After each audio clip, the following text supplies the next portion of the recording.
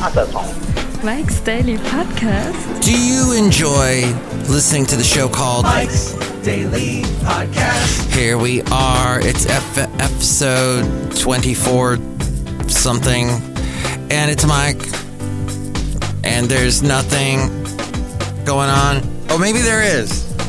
We'll find out soon, because it's Mike Matthews, and I like to croon at the beginning of my show. Oh, 2406, 2004-06, the last show, Mike's Daily Podcast, was called Hence, and we discussed getting advice. When we get advice from people, Mike's the main thing Daily is look where Podcast, the advice is coming from. yeah! If you look at that person and go, well, I really admire that person. I wish I was that person. I wish I was. If you don't, just take the advice and kind of go, all right. But if it's someone you admire, it's someone you definitely trust, and you think they're on the right path, that they're you know what together, definitely I would say that would be a good person to follow. But this is something I discovered early in life, because when I was starting out in radio, I had no idea what I was doing. I didn't go to radio school. I just interned, so I'd ask a lot of questions. And the disc jockey, some would give me great advice, some would give me horrible advice. Some told me, just get out of here. Run. Don't do this business. And that's probably what I should have done. But instead, I became very fascinated by the audio world and theater of the mind and all of that. Just love it, and love that the fact that it's amazing. Over the time that I've been alive, I've seen radio just be this thing where, oh, I got my little transistor radio and I'm hiding under the bed covers and I'm listening to my favorite disc jockey. Oh my God, I think he said something nasty on the air. To now everybody can do a podcast, and everybody... And here's today's podcast picture. The podcast picture today is... We'll get to that in a second. I don't cuss on this show. I don't see the point. A lot of people, they do a podcast and they're using horrible language, offensive language, and I say, why? And they say, well, I do it because I can. And it's a feeble mind, really, just to sum up. I know Basil has his little bit of obscenities here in the but we allow that. The late great Basil the boxer. I think we will go with a picture that is fairly recent. And I don't know, Mike always gets stuck here, doesn't he? I think I did take some recent pictures that were very cool. I will show them to you at MikesDailyPodcast.com. You'll be able to see them. So see that podcast picture. Oh, I'm looking. Do you have Google Photos? It does this thing where it shows you. It'll make these little. They want you to buy their photo books. They got photo albums now. It's amazing how Google's trying to make money in every possible way. And maybe that is a lesson to all of us. That's some advice we should take. Because they try all kinds of things. Throw all kinds of stuff on the wall. Some stuff they discontinue because it doesn't work. But I'm just checking out what they're sending me with Google Photos. I upload just about all my pictures to that when I can. And they make these little photo albums, or they take a picture and they make the foreground move to get bigger. It's like it's coming towards you.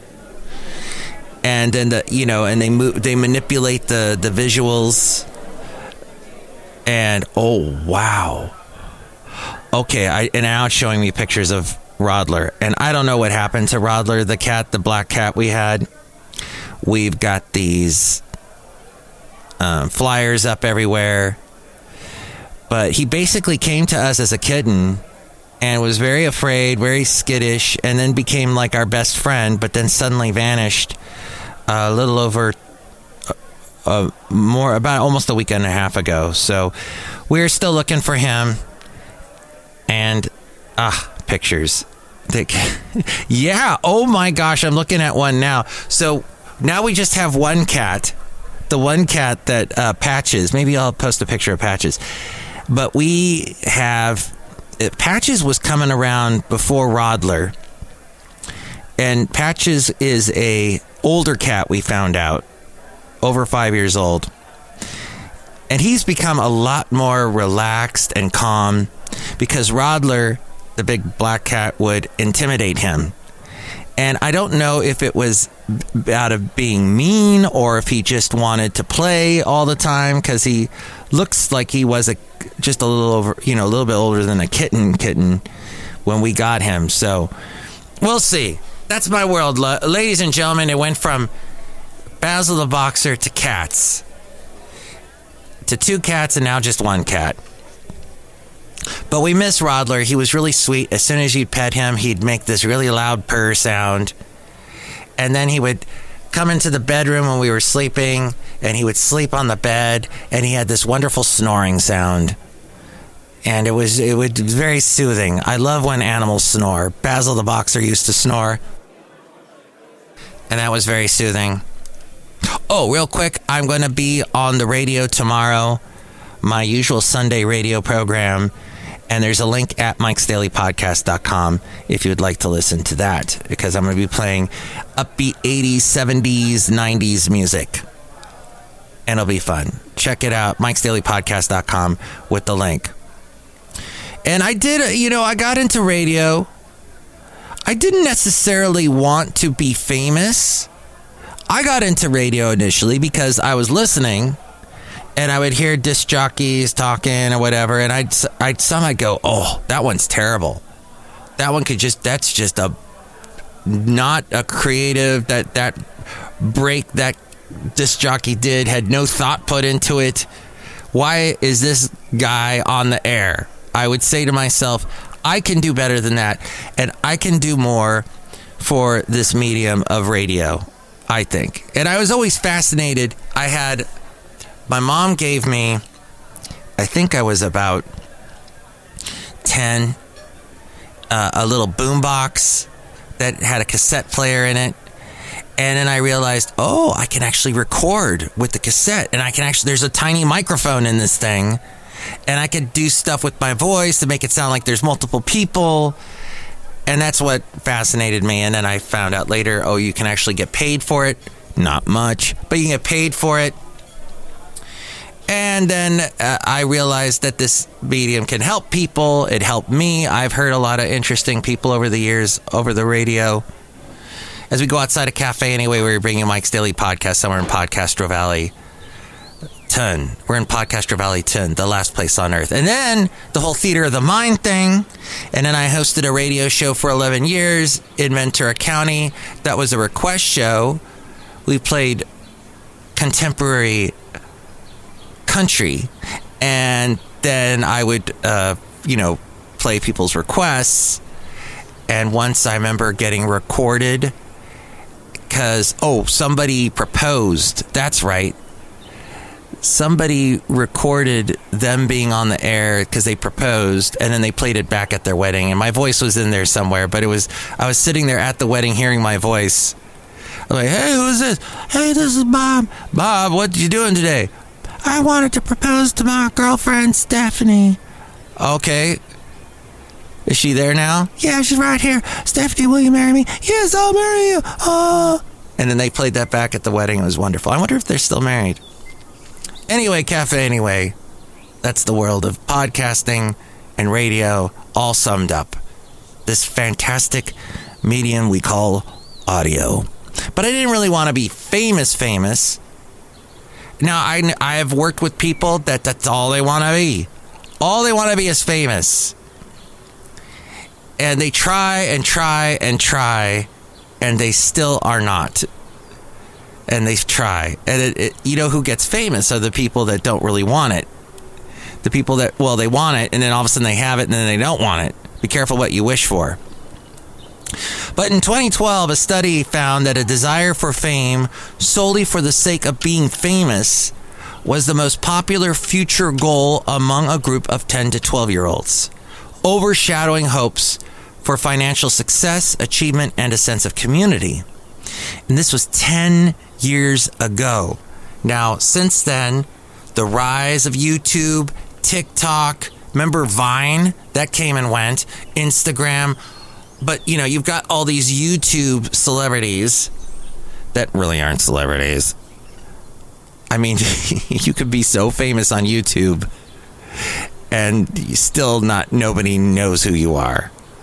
Oh, no, it's that YouTube influencer person, Chuck Berry Scott guy. What are they famous for? Playing video games. Well, no. Sorry, don't know. But in a study, the desire for fame solely for the sake of being famous, that was the desire, which raises the question, why do people want to be famous? John Maltby, he found 6 major reasons why people seek fame. Intensity. What do they mean by that? Well, very little matters to me apart from being famous. Okay. Don't know how that is a reason, but vulnerability. I want to be famous because it would help me overcome issues I have about myself. It would fix everything. That kind of thing. Celebrity lifestyle. I want to be rich. I want to be a Kardashian. I want to be a millionaire so freaking bad. Drive. I work hard every day to be famous. Perceived suitability. I have what it takes to be famous. And altruistic. I don't want to be famous. I want to be famous so I can make a contribution to society. The predominant motivations for fame involved a perceived suitability and intensity for a celebrity lifestyle. Unsurprisingly, those motivations were very strongly related to narcissism. And I'll tell you, the people that I know that want to be famous, they're narcissists, big time. In contrast, people who were more agreeable and securely attached tended to be more motivated by altruistic interests. And conscientious folks tended to be more motivated by drive. Dara Greenwood and colleagues did a study and extended these findings by constructing a new measure of fame that involved fewer, more focused items. They found 3 main reasons. The desire to be seen and valued, like being on the cover of a magazine or being recognized in public. The desire for an elite, high-status lifestyle, like having the ability to travel in first class and stay at exclusive resorts or living in a mansion or penthouse apartment. And the desire to use fame to help others or make them proud, being able to financially support family and friends, and being a role model to others. The desire to be seen and valued was the biggest perceived appeal of fame, followed by the desire for status, followed by a prosocial motivation. The motivations were associated with different fundamental human needs. Is this the pyramid of human, of what people need? Is it Maslow? Where's my lovely lady Fred, the therapist, who would know this? While narcissism and the need to belong were associated with multiple motivations, the need to relate to others was only associated with the prosocial motivation. The researchers also measured the frequency of fantasizing about fame and the perceived realism of becoming famous. They found that narcissistic folks focused on the recognition and elite status that fame offers and believed future fame to be more realistic. Those with a heightened need to belong were attracted to all aspects of fame, except for a perceived belief in the realism of fame. The central aspect of fame was fantasizing about fame and the imagined social worth fame would provide. Perhaps providing these folks with a soothing escape from personal anxieties about social exclusion. It seems that both the scoring high in narcissism and a high need for belonging share a common need to be seen and valued on a large scale. This according to Scientific American, and actually from blogs.scientificamerican.com. And this was written by Scott Barry Kaufman, PhD. There you go, fame. I want to live forever. There's also links to creativity, by the way. Mary Forgard and Anne Mecklenburg conducted a large review of the role of motivation in creativity. While they found the importance of intrinsic and extrinsic motivation, so extrinsic motivation would be like outcome focused, they also argue for an overlooked motivator of creativity, prosocial motivation. Perhaps creativity researchers can join forces with researchers investigating the appeal of fame to see if there are common motivations that underlie both the desire to create and the desire for fame. Perhaps famous people with a prosocial motivation produce creative work that has a distinct prosocial flavor to it, being prosocial. So I bring that up because I did not know that Mike's Daily Podcast is on IMDb. One episode called Fire. I don't know how somebody from Norway put it on IMDb. I don't know. But that made me feel famous for half a second. Prosocial means relating to or denoting behavior which is positive, helpful, and intended to promote social acceptance and friendship. The intent to benefit others is a social behavior that benefits other people or society as a whole, such as helping, sharing, donating, cooperating, and volunteering. That is prosocial behavior. Obeying the rules and conforming to socially accepted behaviors, like stopping at a stop sign. They're also regarded as prosocial behaviors. There you go. Fascinating, I think. Outside a cafe anyway, somewhere in Podcastro Valentino. Look who's here. Hi, Matt. It's Benita the Rodeo Queen. How y'all doing? I did it. It's a Disgruntled Fiddle Player, tell you what. What? I think that I want to be famous so that I can make people do stuff that I want them to do. Like to put wonderful groceries in my trunk of my car so that I could go home with the groceries. And that they would pay for the gas that I have to pay for all the time because it's so expensive. I hate that. Yeah, gas prices. Come on, Gavin. Just take away the tax. That's all we ask. Take away the tax, Gavin Newsom.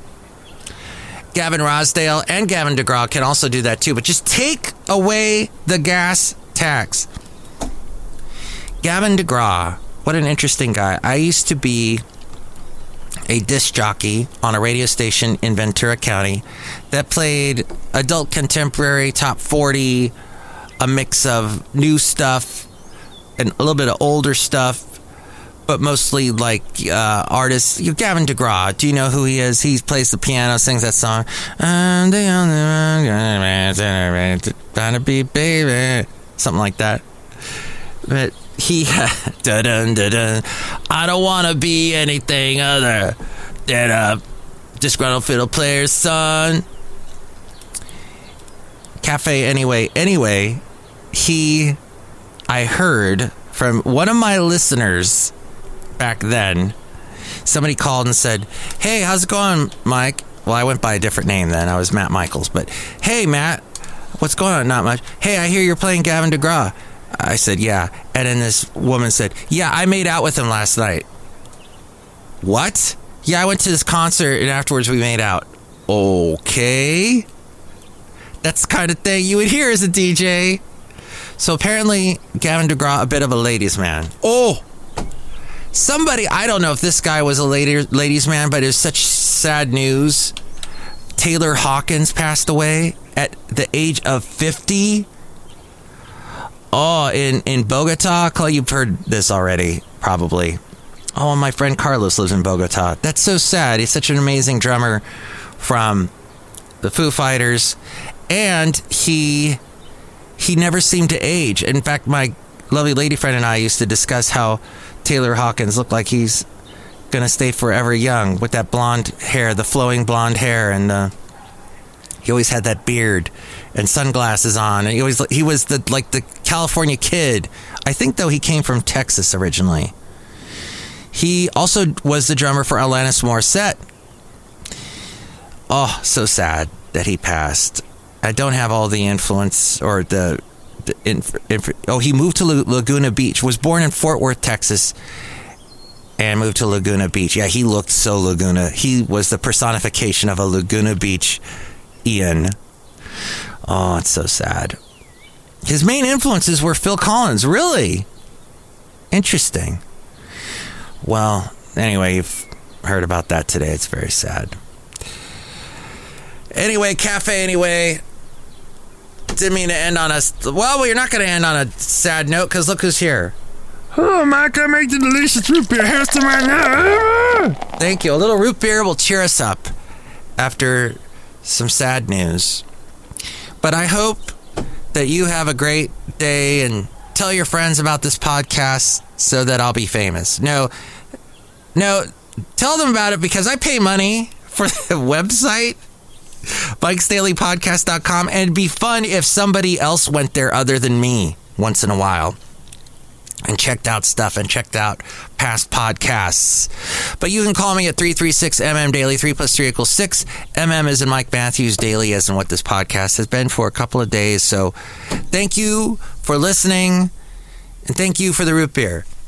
Drink it right now. I'll cut you. Oh, all right. Dang it, he's so abrasive. Thank you. Continue being fun and prosocial out there, everybody. Take us out, A-Frame. This is interesting. Wow, this is interesting. Mike's Daily Podcast is written and produced and performed by Mike Matthews. His podcast is super easy to find. Download or listen to his show and read his blog at MikesDailyPodcast.com. Email Mike now at MikesDailyPodcast@gmail.com. See you tomorrow. Bye.